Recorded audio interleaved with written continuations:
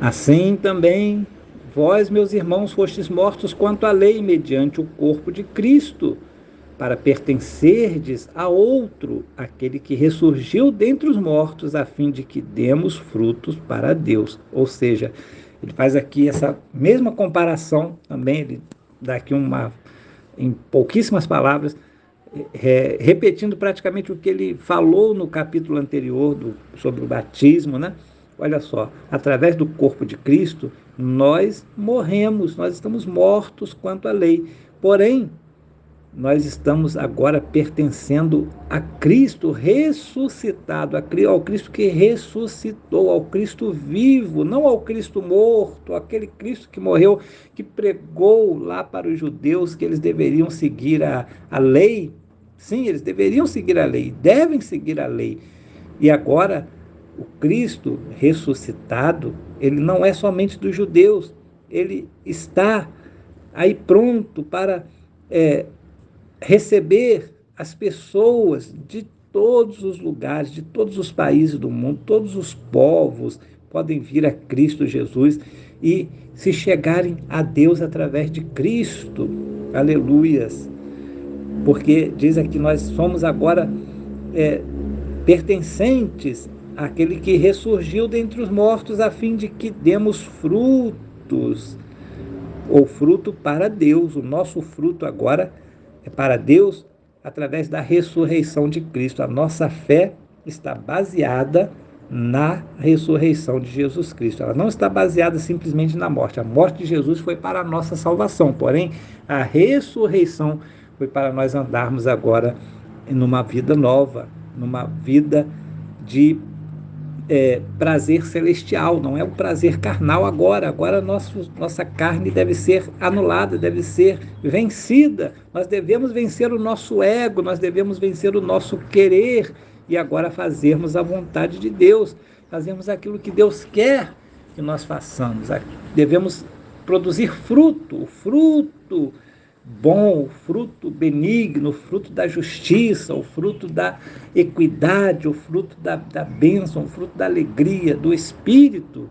Sim, é este fruto do amor que nós devemos produzir nas nossas vidas, através desta comparação que o apóstolo Paulo está fazendo aqui. Nós estamos mortos, como uma mulher que se casou e o marido morre, ela está livre para casar com outro. Assim também nós, quando morremos para este mundo, morremos para a lei, morremos para aquilo que nos impedia de vir a Cristo, que a lei muitas vezes nos impede de vir a Cristo, porque a lei ela é para ser seguida, ali arrisca, né? E aquele que descumprir um daqueles preceitos da lei está em risco de vida espiritual. Sua vida espiritual está em risco. Ele deve ali oferecer o sacrifício, mas o sacrifício já foi oferecido. É Jesus Cristo o nosso sacrifício. Jesus Cristo é a nossa Páscoa. Aleluia, louvado seja Deus. Então continua aqui no versículo 5, né? Pois quando estávamos na carne, as paixões dos pecados suscitadas pela lei, ou seja, as paixões do pecado são suscitadas pela lei. Aquela questão, né? Quando se proíbe alguma coisa, a gente fica então naquela ânsia de querer experimentar aquilo que é proibido. É o que aconteceu com Adão e Eva lá no jardim do Éden, né? Deus proibiu. Era proibido tomar do fruto da árvore da vida, mas e aí, o que é proibido parece que é mais gostoso, né? A Eva viu que aquela fruta era boa para dar entendimento, então ela foi lá e pegou da fruta, comeu e deu ao seu marido, que era uma fruta boa. É bom transgredir de uma certa forma, né? As pessoas têm um prazer em transgredir, porém, agora o nosso prazer não é na transgressão, não é no pecado, não é digamos assim, na nossa concupiscência, não é através da nossa concupiscência. Nós devemos anular isso na nossa vida e seguirmos a Deus, irmos em direção ao fruto do Espírito, ao fruto que nos leva à obediência a Deus. Aleluias, louvado seja Deus. Então, pois, quando estávamos na carne, as paixões dos pecados suscitados pela lei operavam em nossos membros para darem fruto para a morte. Mas agora fomos libertos, versículo 6, mas agora fomos libertos da lei, havendo morrido para aquilo em que estávamos retidos, estávamos retidos lá na lei, agora nós fomos libertos para servirmos em novidade de espírito, em novidade de vida, e não na velhice da lei, ou seja, aquelas coisas já passaram, eis que tudo se fez novo, aleluias. Nós não precisamos da velhice, daquela antiguidade da letra da lei, mas agora nós vivemos de acordo com a novidade do Espírito, é o Espírito Santo que comanda as nossas vidas para o bem. Então, ele diz aqui no versículo 7, né? Que diremos, pois? É a lei pecado? É claro que não, de modo nenhum.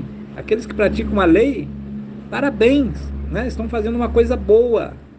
Mas, contudo, eu não conheci o pecado senão pela lei, porque eu não conheceria a concupiscência se a lei não dissesse não cobiçarás. Por exemplo, está dando aqui um exemplo, né? Então, tudo que a lei diz é bom, mas só que ela nos mostra a nossa realidade, ela nos mostra os nossos sentimentos. A lei, ela é digamos assim, um espelho que nos mostra, olha, ela reflete lá, olha, você não pode fazer isso. Por quê? Porque ela sabe que nós vamos ter esses desejos. Então ela já antecipa, a lei já é uma antecipação dos nossos desejos. Olha, você não pode fazer. Por que eu não posso fazer? Porque com certeza você vai ter o desejo de fazer, então não faça. A lei, ela nos corrige, né? Mas também ela nos mostra a nossa realidade, aquilo que nós sentimos, aquilo que nós queremos fazer, é o mal.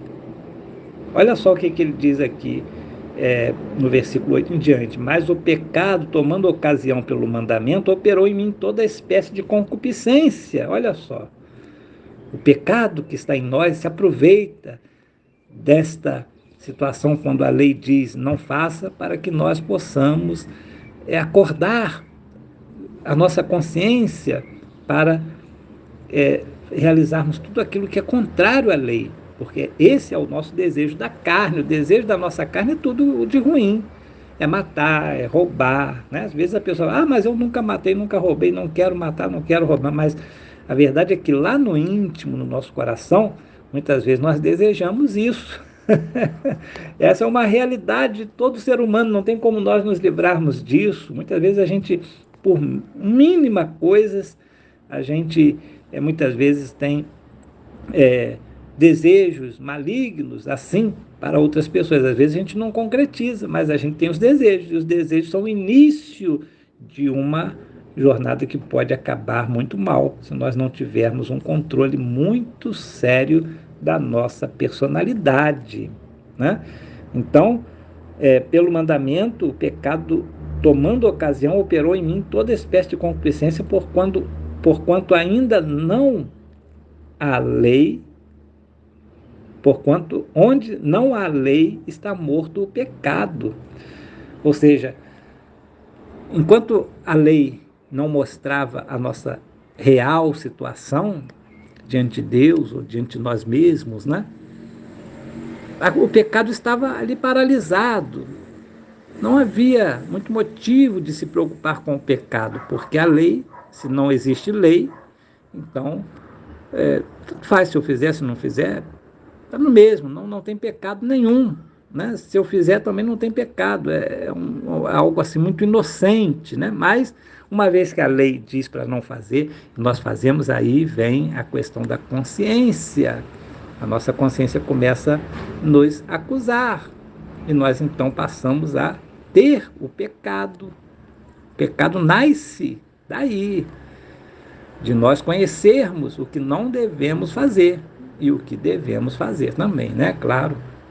Então, no versículo 9, ele diz aqui, e outrora eu vivia sem a lei. Ele está se comparando aqui, né? Se deixando como uma comparação dele, da vida dele, e dessa situação entre a lei e a graça. Outrora eu vivia sem a lei, mas assim que veio o mandamento, reviveu o pecado e eu morri.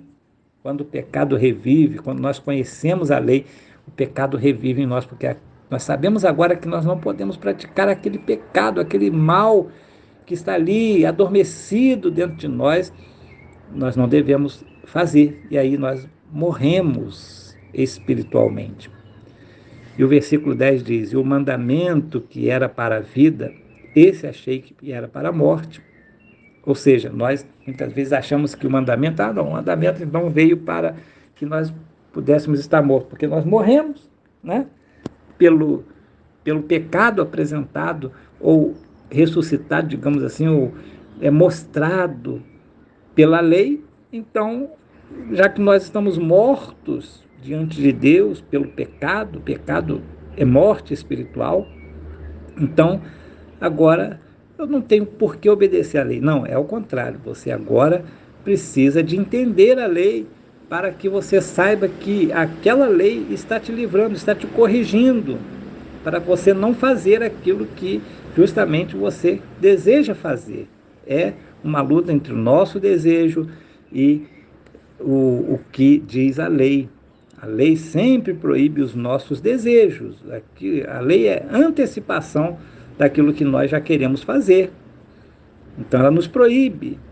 E essa proibição nos mostra a nossa verdade, a nossa realidade espiritual.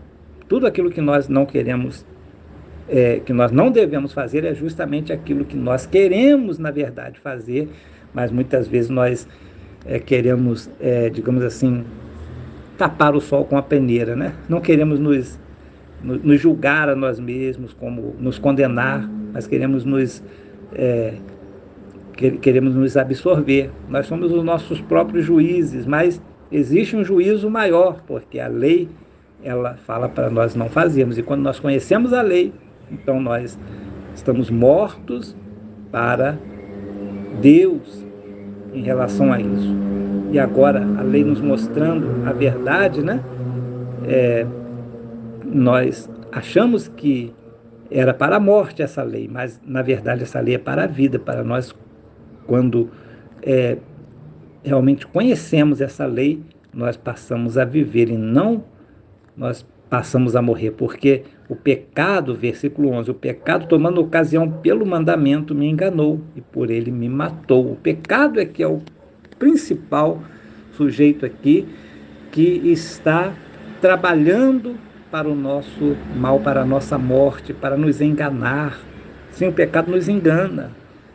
E muitas vezes as pessoas caem nesta armadilha. É uma armadilha que Deus deixou aqui para nós podermos entender que nós devemos ter escolhas sábias diante de tudo que nos é apresentado.